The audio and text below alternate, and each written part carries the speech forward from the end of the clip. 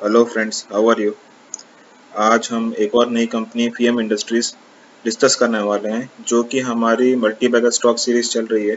उसी में एक काफ़ी इंटरेस्टिंग कंपनी है ये, जिसको हम आज डिस्कस करने वाले हैं। तो मैं डिस्कशन शुरू करूं उससे पहले हमेशा की तरह मैं आपसे रिक्वेस्ट करूंगा कि आप मेरे चैनल को सब्सक्राइब करिए, कमेंट सेक्शन में कमेंट्स लिखिए, बेल आइकन का बटन दबाइए, जिससे कि जो भी न्यू वीडियोस रिलीज़ होते हैं वो आपको पता चलते रहेंगे। और अब ये और सारे वीडियोस आप अपने दोस्तों के साथ शेयर भी करिए। Okay, now will start the analysis, fundamental and technical analysis on FM industries. तो अभी फीएम इंडस्ट्रीज है क्या? बेसिकली फीएम इंडस्ट्रीज जो है वो ऑटो एंसिलरी कंपनी है, जो कि ओईएम्स, हमारे जितने भी ओरिजिनल इक्विपमेंट मैन्युफैक्चरर्स हैं, जितने भी हमारे कार मैन्युफैक्चरर्स हैं और बाइक मैन्युफैक्चरर्स हैं, उनको पार्ट सप्लाई करने का काम करती है।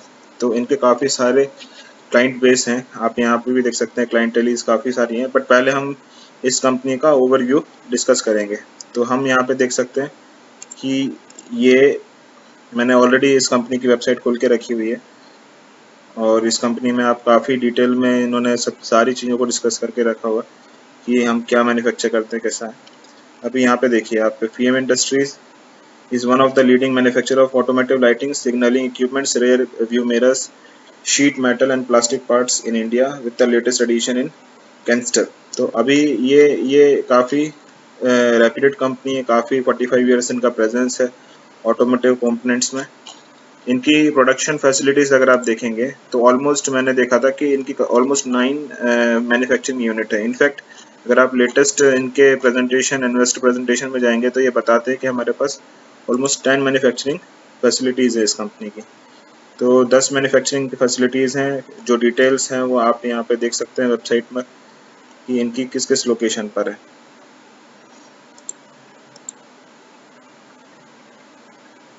थोड़ा स्लो वेबसाइट है इनकी एक्चुअली। जब आप ओपन करेंगे तो आप देखेंगे कि कुछ कुछ एरर्स भी आती है इस वेबसाइट में, पर फिर भी काफ़ी इन्फॉर्मेशन है इस साइट में। तो आप देखेंगे कि डिफरेंट स्टेट्स हैं, हरियाणा, तमिलनाडु, कर्नाटका, हिमाचल प्रदेश, राजस्थान, गुजरात, इन सब जगह पर इनकी 9 मैन्युफैक्चरिंग फैसिलिटीज़ यहाँ पर बता रहे हैं वो। बट जैसे मैंने आपको बताया कि इन्वेस्टर प्रेजेंटेशन में ये 10 मैन्युफैक्चरिंग फैसिलिटीज़ बताते हैं। अब अगर आप इनकी प्रोडक्ट प्रोफाइल देखेंगे तो ये इनकी जो ऑटोमोटिव डिवीजन है उसमें एलईडी ऑटोमोटिव लैंप्स है। ओके, उसके बाद रियर व्यू मिरर्स में है, कैंस्टर में है, इंडोर लाइटिंग में, आउटडोर लाइटिंग में, और फिर आईपीएस फॉर बसेस और आईपीएस फॉर रेलवे। तो ये सारे जो इनके प्रोडक्ट प्रोफाइल हैं वो काफ़ी रेप्यूटेड हैं, और काफ़ी जितने भी ओईएम्स हैं इनको कंटिन्यूसली, एक्चुअली इनका एज यही है कि जहाँ पे भी ओईएम्स, जहाँ पे भी जो मैन्युफैक्चरिंग फैसिलिटीज़ हैं, जैसे कि होंडा हो गया, यामा हो गया, हीरो हो गया, इन सभी के पास में इनकी एक ना एक यूनिट रहती है जो कि कंटिन्यूसली इनको उनको पार्ट सप्लाई करती है। ओके, अभी हम इसको शुरू करते हैं, इसका फंडामेंटल एनालिसिस को। तो हम आ जाते हैं इसके फंडामेंटल एनालिसिस पे। अभी हम स्टार्ट करेंगे। इसमें देखिए आप, मार्केट कैपिटल जो इसका 706 करोड़ है, जो कि एक स्मॉल माइक्रो कैप से स्मॉल कैप कंपनी है ये। उसके बाद आप देखिए इसका PE ratio 14.4, very attractive PE ratio है, काफ़ी अट्रैक्टिव है ना। यहाँ पे आप डिविडेंड यील्ड देखिए 2.42%, जो कि काफ़ी हाई है। Being an auto ancillary company, it is paying you 2.42% dividend yield, तो which is very very very attractive, you can say. Okay, ROEs को देखिए आप, तो 16.2 आरओसी है और 15% ऑलमोस्ट आरओई है, तो जो कि काफ़ी अच्छा है, काफ़ी अच्छा है। उसके बाद आप देखिए डेट फ्री कंपनी है 0.12, तो मतलब नेग्लिजिबल डेट है बैलेंस शीट पे। उसके बाद आप इक्विटी कैपिटल देखिए, बहुत बड़ी इक्विटी नहीं है, अच्छी चीज़ है ये। मार्केट कैप टू सेल्स देखिए अभी तो 0.65 का चल रहा है, मतलब जो सेल्स है इसकी वो मार्केट कैपिटल से भी कम चल रही है। ये देखिए आप, एनुअल सेल्स जो है वो है 1379 करोड़, बट जो मार्केट कैपिटल है वो 706 करोड़ का है। तो ये काफ़ी आपको under valued company at present दिख रही है। ऑपरेटिंग प्रॉफिट मार्जिन आप देखेंगे तो 10.4% है, जो कि रीजनेबल है। बाकी पैरामीटर्स भी हैं जो कि आप फर्दर एनालिसिस कर सकते हैं इस वेबसाइट में आकर। अभी हम आ जाते हैं इसके लेटेस्ट क्वार्टरली रिजल्ट पर। तो लेटेस्ट क्वार्टरली रिजल्ट में आप देखिए कि सेल्स ऑलमोस्ट फ्लैट रही है, 372 से 374 करोड़ हुई है, बट अगर आप नेट प्रॉफिट पे जाएंगे तो ये 14 करोड़ से जंप होकर 24 करोड़ पे पहुंच गया। तो ये काफ़ी सिग्निफिकेंट इम्प्रूवमेंट है इनके जो परफॉर्मेंस है नेट प्रॉफिट के, उसमें काफ़ी सिग्निफिकेंट इम्प्रूवमेंट है, जो कि ये टफ क्वार्टर्स कहना चाहिए, उसमें भी इन्होंने अच्छा प्रदर्शन किया। अभी आप यहाँ पे देखिए क्यों इम्प्रूव हुआ, क्योंकि ऑपरेटिंग प्रॉफिट मार्जिन जो है वो 11 से बढ़कर 14% हो गए। ओके, तो ये भी एक काफ़ी इम्पोर्टेंट फिगर है कि इन्होंने अपने ऑपरेटिंग प्रॉफिट मार्जिन्स को इम्प्रूव किया है। और लास्ट अगर आप जून क्वार्टर में भी देखेंगे तो जून क्वार्टर में लॉकडाउन के समय में, क्योंकि एसेंशियल आइटम्स में तो कैटेगरी में नहीं आते, तो 360 करोड़ के अगेंस्ट में 67 करोड़ था, जो कि 13 करोड़ के प्रॉफिट के अगेंस्ट में -26, क्योंकि आपके कुछ फिक्स्ड कॉस्ट रहते हैं जिसके कारण आपका ये इन्होंने लॉस शो किया है, पर रिकवरी काफ़ी सिग्निफिकेंट दिख रही है इस कंपनी में, तो जो कि अच्छी चीज़ है। अभी आप सेल्स देखिए यहाँ पे, एनुअल प्रॉफिट्स को, एनुअल सेल्स को अगर हम यहाँ पे एनालिसिस करेंगे तो 2010 में अगर 295 करोड़ से स्टार्ट किया, आज इस कंपनी ने 1379 करोड़ तक की सेल्स अचीव कर ली है। तो ये काफ़ी करना चाहिए कि आप ऑलमोस्ट 5 टाइम्स जो है वो इन्होंने अपने सेल्स को इम्प्रूव किया है। वहीं पे आप नेट प्रॉफिट को भी देखेंगे तो ऑलमोस्ट 6 टाइम्स जो है इनका नेट प्रॉफिट में भी इम्प्रूवमेंट हुआ है। 11 करोड़ से इंक्रीज होते होते आज 75 करोड़ पे कंपनी ने ऑलमोस्ट हिट कर दिया है। अभी आप शेयर कैपिटल देखिए तो यहाँ पे डाइल्यूशन ऑलमोस्ट नेग्लिजिबल है। 12 करोड़ की इक्विटी थी, अभी भी 13 करोड़ की इक्विटी है, तो इक्विटी डाइल्यूशन नहीं किया कंपनी ने। अगर आप रिजर्व्स देखेंगे तो प्रॉफिट करती है कंपनी तो रिजर्व्स में पैसे ट्रांसफर कर रही है, तो रिजर्व्स भी बढ़ते जा रहे हैं इसके। बोरोइंग्स आप देखेंगे तो अभी मैं इनकी कुछ प्रेजेंटेशंस में भी देख रहा था कि ये कंटिन्यूसली इन्होंने टारगेट करके रखा हुआ है कि अपने डेट को कंटिन्यूसली रीपे करेंगे। तो आप देखिए 225 करोड़ से 159 करोड़, 171 करोड़, तो ये कंटिन्यूसली अपने डेट को रीपे कर रहे हैं। तो कंपनी अपने डेट को रीपे कर सकती है जो कि कैश जनरेट कर रही है, जो कि प्रॉफिटेबल है, जो रियल प्रॉफिट्स कमा रही है। तो स्टॉक मार्केट में आप देखेंगे कि बहुत सारी कंपनीज जो हैं वो अपने फिगर्स को फज करती हैं, रॉन्ग फिगर्स बताती हैं। तो अगर ये कंपनी अपना डेट रिडक्शन कर पा रही है, दैट मीन्स कि वो एक प्रॉफिटेबल कंपनी है, कैश जनरेटिंग कंपनी है, तो ये एक काफ़ी आपको कंफर्ट देता है इस कंपनी में। ओके सर, नाउ नेक्स्ट हम आ जाते हैं कैश फ्लो पर। तो अगर आप यहाँ पे देखेंगे इनके कैश फ्लो, तो cash flow from operating activities देखिए तो ये हमेशा से पॉजिटिव ही रहे हैं। तो और काफ़ी अच्छा कैश रोटेशन है ऑपरेशनल एक्टिविटीज़ से, 207, 121, तो ये भी अच्छा हाईलाइट है इस कंपनी का। तो आप देखेंगे ओवरऑल अगर, तो ये मैं देखता हूँ कि अच्छा ये देखिए डेटर डेज भी देखिए, तो ये अभी 20 डेज पे आ गया, जो कि बहुत ही सिग्निफिकेंट इम्प्रूवमेंट है। आप 39 डेज, 38, ऑलरेडी 37 डेज भी कोई बुरा नहीं है, बट ये 37 डेज से आज 20 डेज पे पहुंच गए। तो डेटर डेज कंटिन्यूसली रिड्यूस होते जा रहे हैं, जो कि एक काफ़ी अच्छा अचीवमेंट है इस कंपनी का।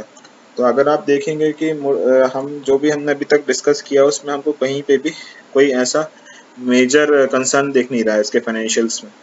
दूसरा भी हम आ जाते हैं प्रमोटर्स पर। तो प्रमोटर्स की होल्डिंग जो है 2017 में 63% थी, आज जो बढ़ के 66.56% हो चुकी है। FIS की होल्डिंग जरूर रिड्यूस हुई है, 14% 2017 में थी, जो कि आज रिड्यूस होकर 9.76% पर पहुंच गई है। और DIS का अगर आप देखेंगे तो DIS का जो 8.26% था वो ऑलमोस्ट आज 0% हो गया। तो वो ये दोनों की जो इन्होंने सेल किया वो किसके पास गया, जो कि पब्लिक ने इसको एक्यूमुलेट किया है। थोड़ा सा प्रमोटर के पास 3% प्रमोटर के पास गया, बट रिमेनिंग शेयर होल्डिंग जो है 13% से आज 23%, मतलब 10% ऑलमोस्ट यहाँ पे जो पब्लिक पार्टिसिपेशन है वो बढ़ा है। तो ये कंसर्न जरूर है इस कंपनी में, बट फिर भी मैं बोलूँगा कि हमको जो जिस तरीके से फाइनेंशियल इसके दिख रहे हैं उस हिसाब से मुझे काफ़ी कंफर्ट मिलता है इस कंपनी में, क्योंकि कंटिन्यूस डिविडेंड पेइंग कंपनी है। डिविडेंड वही कंपनी पे करती है जिसके प्रॉफिट्स रियल होते हैं। तो ऐसा है कि ये डिविडेंड पेइंग कंपनी है, तो ये कंफर्ट है। ROCs काफ़ी अट्रैक्टिव है, PE रेशियो काफ़ी अट्रैक्टिव है, डेट टू इक्विटी रेशियो काफ़ी अट्रैक्टिव है, और प्रमोटर्स की भी जो स्टेक है वो इंक्रीज होती जा रही है। और आप देख रहे हैं तो कैश फ्लोज भी ठीक हैं।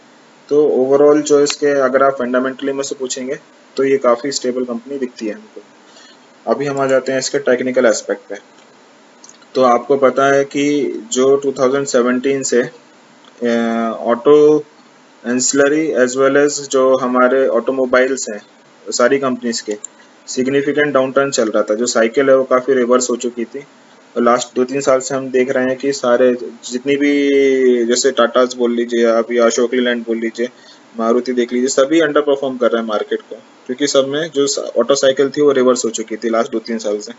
अब हम देख रहे हैं कि कुछ थोड़ा सा टर्न अराउंड हमको दिख रहा है मार्केट में, मार्केट सेंटीमेंट्स में भी। और अगर आप देखेंगे मार्केट एनालिसिस करेंगे तो आपको दिखेगा कि कस्टमर बिहेवियर जो है अभी काफ़ी इम्प्रूव हुआ है। तो अब हम इसके ट्रेंड पे देख सकते हैं। यहाँ पे हमने इसका वीकली चार्ट ओपन करके रखा हुआ है और हमने जैसे हमेशा यूज़ करते हैं एक्सपोनेंशियल मूविंग एवरेजेस हमने लगा के रखे हुए हैं 10 days, 20 days, 50 days, 100 days, 200 days का। और ये 8 ईयर्स का मैंने चार्ट लेके रखा हुआ है और ये वीकली चार्ट है। तो इसमें आप देखिए कि ये स्टॉक ऑलमोस्ट 2017 से कंटिन्यूस डाउन ट्रेंड में दिख रहा है आपको, जो कि हम यहाँ पे देख सकते हैं। बट जैसे कि हम हमेशा देखते हैं कि यहाँ पर आप देख रहे हैं इसका कि RSI में जो है वो आपको एक पॉजिटिव डाइवर्जेंस दिख रहा है, क्योंकि आपका प्राइस ड्रिफ्ट डाउन कर रहा है नीचे, बट RSI जो है वो आपको पॉजिटिव साइड में मूव होते हुए दिख रहा है। दूसरा, आप जैसे हमेशा देखते हैं हम कि यहाँ पे थोड़ा वॉल्यूम इंक्रीज भी पहले के अगर आप कंपैरिजन करेंगे तो उससे वॉल्यूम एडिशन भी हुआ है इस काउंटर में, जो कि एक अच्छा साइन है, जो कि पब्लिक पार्टिसिपेशन को शो कर रहा है। कुछ बड़े हाथ इसमें इन्वॉल्व हुए हैं, उसको भी ये इंडिकेट कर रहा है। तीसरा स्ट्रॉन्ग पॉइंट अगर आप इसमें देखेंगे तो ये जो प्रीवियस हाई था, मतलब जो लास्ट हाई है, उसको क्रॉस करके ये और काफ़ी डिसाइसिवली क्रॉस करके अभी ये साइडवेज कंसोलिडेशन कर रहा है ये स्टॉक। तो जस्ट 1 मिनट। तो हमने ये देखा इस चार्ट में कि ये डाउन ट्रेंड में था, अभी इसमें RSI पॉजिटिव डाइवर्जेंस मिल रहा है हमको, वॉल्यूम का एडिशन हुआ है और जो प्रीवियस हाई है उसको इसने डिसाइसिवली क्रॉस करके अभी साइडवेज कंसोलिडेशन कर रहा है। तो अभी काफ़ी समय हो गया है इसको, क्योंकि ये वीकली चार्ट है तो काफ़ी समय से ये कंसोलिडेशन कर रहा है। मैं एक्सपेक्ट कर रहा था कि अभी तक इसको ब्रेकआउट कर देना चाहिए, बट फिर भी अभी अगर जो इसमें प्रोसेस चल रही है, मुझे लगता है 1-2 हफ्ते और लग सकते हैं। बट फिर भी जब भी ये ब्रेकआउट करेगा तो काफ़ी डिसाइसिव ब्रेकआउट होगा इस काउंटर में। तो आपको इस काउंटर को हमेशा रडार में रखना चाहिए। मेरा कहना ये है आपको, ये आप एक छोटी क्वांटिटी में इसको ट्रैक करिए, कंटिन्यूसली इसको मॉनिटर करिए। जब भी आपको दिखता है कि एक अच्छा ब्रेकआउट के साथ में इसमें पॉजिटिव मूवमेंट चालू होता है तो आप अपनी पोजीशंस को ऐड करना चालू कर सकते हैं। तो ये काफ़ी इंटरेस्टिंग कंपनी आपने देखा कि इसका ट्रेंड भी काफ़ी रिवर्स हो रहा है। इसका आप चाहें तो मंथली चार्ट भी एक बार चेक कर सकते हैं। ये देखिए, यह है इसका मंथली चार्ट। अभी आप देख रहे हैं कि यहाँ पे जो भी कंसोलिडेशन, साइडवेज कंसोलिडेशन हमको दिख रहा है वो ऑलमोस्ट इसके 50 डेज के मूविंग एवरेज के पास में हो रहा है। तो मैं काफ़ी एक्साइटेड हो जाऊंगा अगर ये 50 डेज की मूविंग एवरेज के ऊपर जाके एक बार मंथली क्लोजिंग देता है, तो हम क्लियरली बोल सकते हैं कि अब इसका ऊपर मतलब कोई भी रेजिस्टेंस नहीं है जब तक कि ये ऑलमोस्ट 844 के लेवल्स तक ना पहुंच जाए, 850 के लेवल्स तक। तो एक बार अगर ये इसके ऊपर क्लोज करने में सक्सेसफुल होता है 550 के ऊपर, तो आप इसमें फिर अच्छा खासा प्राइस मूवमेंट देख सकते हैं। तो अच्छी काफ़ी इंटरेस्टिंग कंपनी है, आपको इसको ध्यान देना चाहिए। हमने इसका पूरा फंडामेंटल पैरामीटर्स देखे, इसका टेक्निकल एस्पेक्ट भी हमने देखा, हमने कंपनी को भी डिस्कस किया। होपफुली ये काफ़ी स्टेबल कंपनी दिखती है, काफ़ी अच्छी कंपनी है, मार्केट में काफ़ी अच्छी प्रेजेंस है इनकी।